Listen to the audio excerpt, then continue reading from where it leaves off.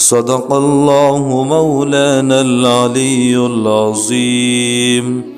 وصدق رسوله النبي الكريم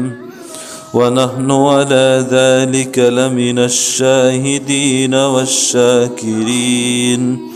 والحمد لله رب العالمين۔ شعبان المعظم کا مہینہ چل رہا ہے۔ اس مہینے میں ہمیں رمضان کی پیشگی تیاری شروع کر دینی چاہیے، یعنی جو اعمال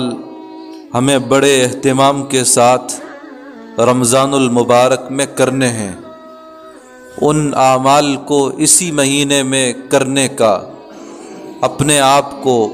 عادی بنا لینا چاہیے۔ ہم سب حضرات یہ سنتے ہیں، بار بار کتابوں میں پڑھتے ہیں کہ رمضان المبارک کا قرآن کریم کے ساتھ بہت بڑا جوڑ ہے، بہت بڑا تعلق ہے۔ اللہ تعالیٰ نے قرآن کریم میں رمضان کا تعارف قرآن کی نسبت پر کرایا ہے اور فرمایا ہے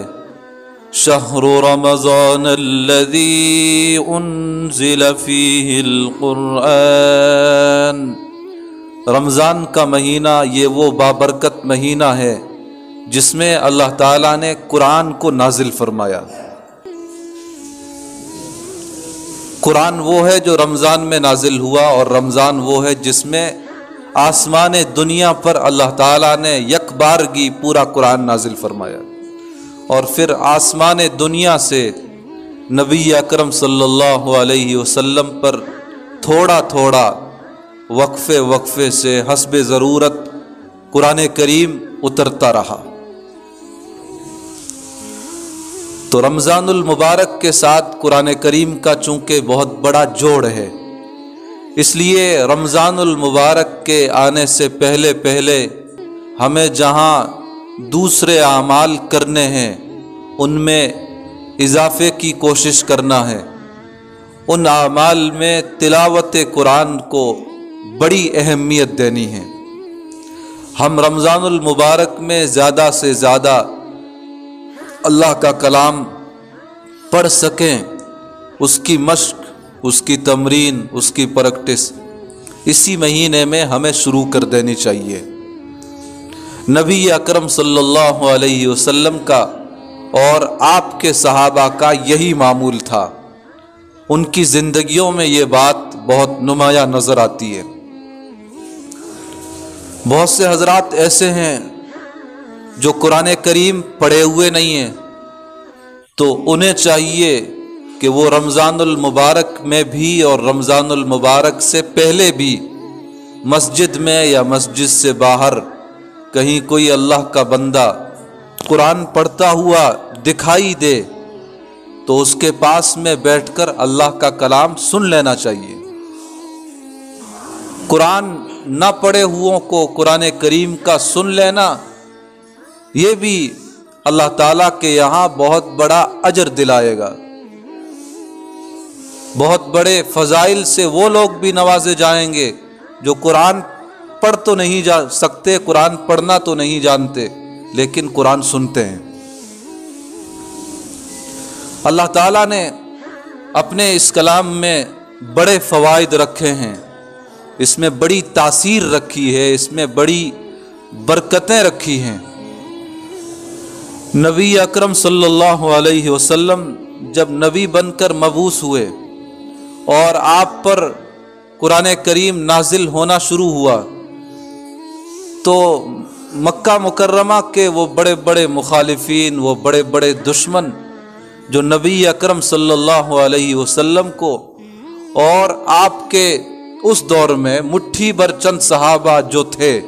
ان کو ایک آنکھ دیکھنا برداشت نہیں کرتے تھے، نبی کے اور نبی کے مٹھی بھر صحابہ کے دشمن بنے ہوئے تھے، ان کی ایذا رسانی کا، انہیں تکالیف پہنچانے کا، انہیں صدمات سے دوچار کرنے کا کوئی موقع گنواتے نہیں تھے، بائیکاٹ تک انہوں نے نبی صلی اللہ علیہ وسلم کا اور آپ کے صحابہ کا کیا، بول چال بند کی، رشتے ناتے توڑے، لین دین بند کیا، سب کچھ کیا۔ لیکن ان سب کے باوجود کتابوں میں لکھا ہے کہ قرآن کریم کا جادو مخالفین کے سر پر بھی خوب چل رہا تھا۔ وہ لوگ جو کھلم کھلا دشمن تھے وہ رات میں آتے تھے، اور نبی اکرم صلی اللہ علیہ وسلم جب نوافل میں قرآن پڑھ رہے ہوتے تھے تو گھنٹوں گھنٹوں چھپ کر اللہ کے نبی کی زبانی قرآن سنتے تھے، اور جب صبح کا وقت قریب ہوتا تھا، سویرا نمودار ہونے کو لگتا تھا، تو یہ لوگ اس ڈر سے وہاں سے واپس ہوتے تھے کہ کہیں ہمیں اپنی پبلک نہ دیکھ لے، کہیں ہمارے اپنے وہ لوگ جو اب تک محمد سے، صحابہ سے دور ہیں اور اپنے سابقہ مذہب پر، دھرم پر ہیں، کہیں ہمیں وہ دیکھ نہ لیں یہاں سے جاتے ہوئے۔ اگر انہیں معلوم ہو گیا کہ یہ تو خود راتوں میں جاتے ہیں اور نبی کا قرآن سنتے ہیں، کلام سنتے ہیں، تو وہ تو ان کے ماننے والے بن جائیں گے۔ اس ڈر سے وہ صبح کے وقت وہاں سے اندھیرے ہی میں واپس چل پڑتے تھے، اور راستے ہی میں ان لوگوں کی آپس میں ملاقات ہو جاتی تھی جن سب نے وہاں قرآن سنا ہوتا تھا۔ سب ایک دوسرے سے پوچھتے تھے کہ آپ کہاں سے آئے ہیں، تو ہر کوئی یہی کہتا تھا کہ میں محمد صلی اللہ علیہ وسلم کا قرآن رات بھر سن رہا تھا اور اب وہیں سے فارغ ہو کر آ رہا ہوں۔ تو وہ سارے کفار مکہ کے بڑے بڑے لوگ، سردار، عام لوگ نہیں تھے، بڑے بڑے لوگ تھے، وہ سب مل کر کے عہد کرتے تھے، قسمیں کھاتے تھے کہ آج ہم سب اپنے گھروں کو پہنچنے سے پہلے یہ عہد کریں، یہ وعدہ کریں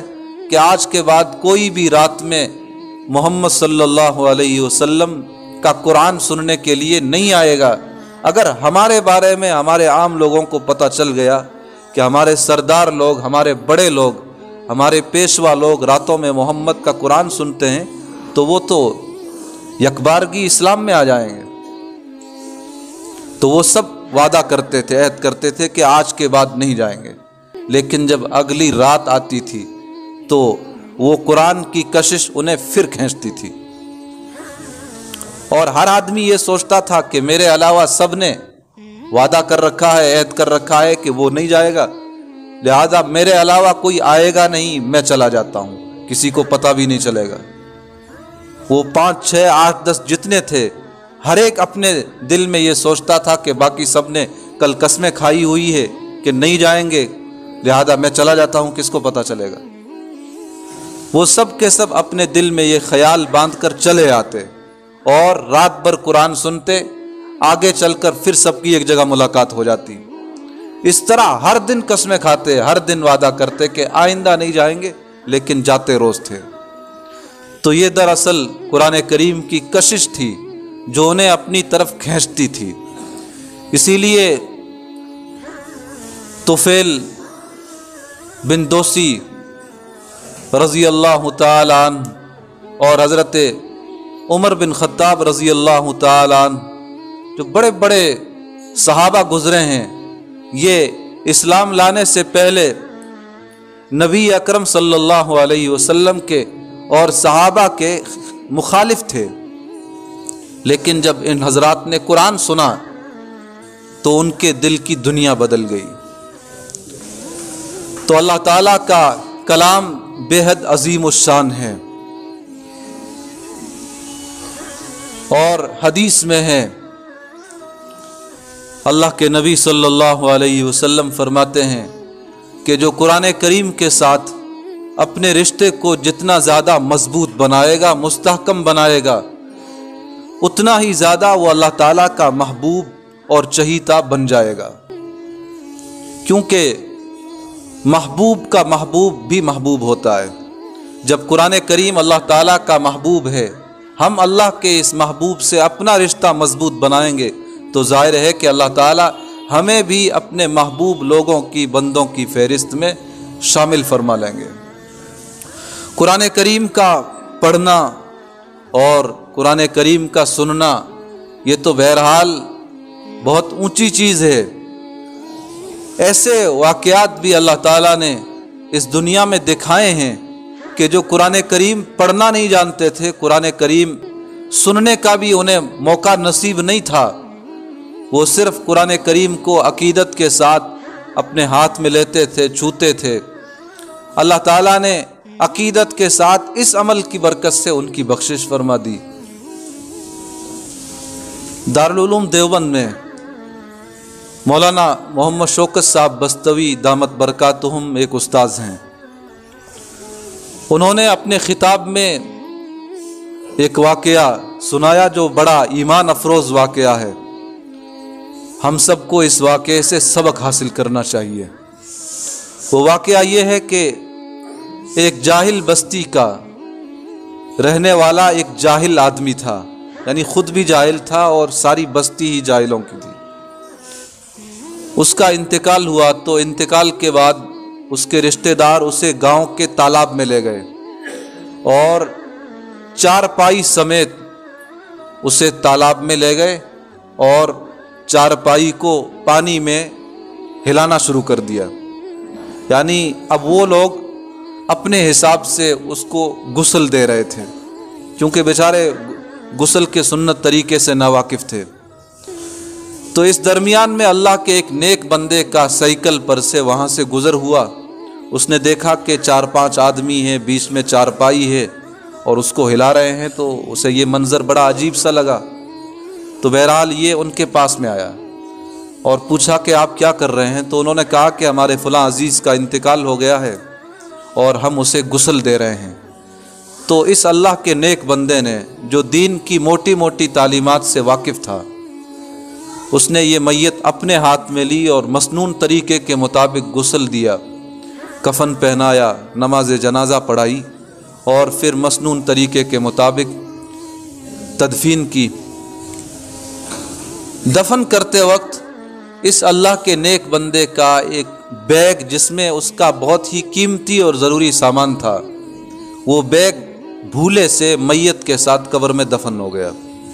اس وقت یاد نہ رہا، رات میں یاد آیا تو یہ اس کے عزیزوں کے یہاں پہنچا اور کہا کہ مجھے اجازت دیجیے، قبر میں میرا سامان اس کے ساتھ دفن ہو گیا ہے اور سامان اس کا ہے کہ اس کو حاصل کیے بغیر کوئی چارہ کار ہے نہیں۔ گھر والوں نے اجازت دے دی تو یہ غالباً صبح کا وقت تھا جب یہ قبر پر پہنچا۔ اس نے قبر کو کھولا تو حیران رہ گیا کہ وہ قبر قسم قسم کے رنگ برنگ کے خوشبودار پھولوں سے بھری ہوئی مہک رہی ہے، ایسے پھول کہ جن کی رنگت کو اور جن کی خوشبو کو اس نے اس سے پہلے دنیا میں نہ دیکھا تھا نہ سونگا تھا۔ بہت حیران ہوا۔ بہرحال اس نے اپنا سامان لیا، قبر بند کی اور پھر گاؤں آیا، میت کے گاؤں، اور اس کے بھائیوں سے عزیزوں سے پوچھا کہ مجھے بتاؤ کہ اس کا ایسا وہ کون سا بڑا کام تھا جس کی بنیاد پر اللہ تعالیٰ نے اس کے ساتھ قبر میں اعزاز کا، اکرام کا اتنا بڑا معاملہ فرمایا۔ تو ان لوگوں کا جواب یہ تھا کہ جس طرح ہم جاہل ہیں ایسے ہی وہ بھی جاہل تھا، ہم نہیں جانتے کہ اس کا ایسا کون سا خاص عمل تھا جس کی بنیاد پر اس کے ساتھ اللہ تعالیٰ کے یہاں یہ معاملہ کیا گیا۔ تو یہ بڑا مایوس ہوا کہ وہ راز کی بات سامنے نہیں آ رہی ہے۔ جب واپس چلنے لگا تو خیال آیا کہ جاتے جاتے اس کی گھر والی سے پوچھ لو، ہو سکتا ہے وہ راز کی بات گھر والی کے ذریعے سامنے آ جائے۔ تو یہ اس کی اہلیہ کے یہاں گیا اور پردے کے پیچھے سے اس نے بات کی، تو گھر والی نے وہ راز کی بات بتائی اور اس نے کہا کہ یہ میرے شوہر جب صبح کو اٹھتے تھے تو غسل کرتے تھے، غسل کرنے کے بعد قرآن کریم کو اپنے ہاتھ میں لیتے تھے۔ اب پڑھنا تو نہیں جانتے تھے، قرآن کریم کو ہاتھ میں لینے کے بعد یہ کھولتے تھے اور قرآن کریم کی ہر آیت پر، ہر سطر پر اپنی انگلیاں پھیرتے تھے، اور ہر سطر پر، ہر آیت پر انگلی پھیرنے کے ساتھ ساتھ زبان سے یہ کہتے تھے کہ یا اللہ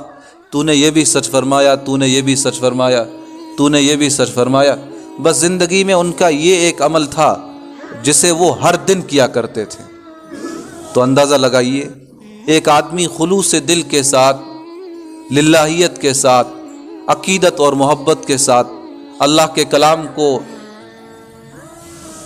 ہاتھ میں لیتا ہے اور صرف انگلیاں پھیرتا ہے، تو اللہ تعالیٰ اس معمولی سے عمل کی برکت سے اس کی مغفرت فرما دیتے ہیں اور اس کی قبر کو جنت کا باغیچہ بنا دیتے ہیں۔ جب معمولی عمل کرنے والے کے ساتھ اللہ تعالیٰ کا یہ معاملہ ہے، اعزاز کا، اکرام کا، تو جو لوگ قرآن پڑھتے ہیں، قرآن سنتے ہیں، قرآن کی تفسیر کرتے ہیں یا سنتے ہیں، اس طرح کی مجالس میں شرکت کرتے ہیں، ان کو اللہ تعالیٰ کے یہاں کیا کچھ ملے گا اس کا تو صحیح طور پر اندازہ نہیں لگایا جا سکتا۔ تو بہرحال ماہ رمضان المبارک کا قرآن کے ساتھ بڑا جوڑ ہے، بڑا تعلق ہے۔ ماہ رمضان المبارک میں اللہ کے نبی صلی اللہ علیہ وسلم کے یہاں قرآن کریم کی تلاوت بھی بہت زیادہ بڑھ جایا کرتی تھی، نوافل میں بھی، نمازوں میں بھی اور نمازوں سے باہر بھی۔ تو ہمیں بھی اپنے نبی صلی اللہ علیہ وسلم کی سیرت کا اتباع کرتے ہوئے اور حضرات صحابہ اکرام کے نقش قدم پر چلتے ہوئے رمضان المبارک میں قرآن پڑھنے اور قرآن سننے کے لیے اپنے وقت کو بڑے اہتمام کے ساتھ فارغ کرنا ہے، اس کام کے لیے اپنے وقت کو نکالنا ہے اور اس کی تیاری اسی مہینے میں یعنی شعبان ہی میں شروع کر دینی ہے۔ اللہ تعالی ہم سب کو اپنے کلام کے ساتھ خصوصی تعلق عطا فرمائے اور ماہ رمضان المبارک میں بھی اور ماہ شعبان المعظم میں بھی قرآن کریم کی تلاوت کا اور اس کے سننے کا اللہ تعالی ہم سب کو خصوصی اہتمام رکھنے کی توفیق عطا فرمائے۔ وآخر دعوانا ان الحمد للہ رب العالمین۔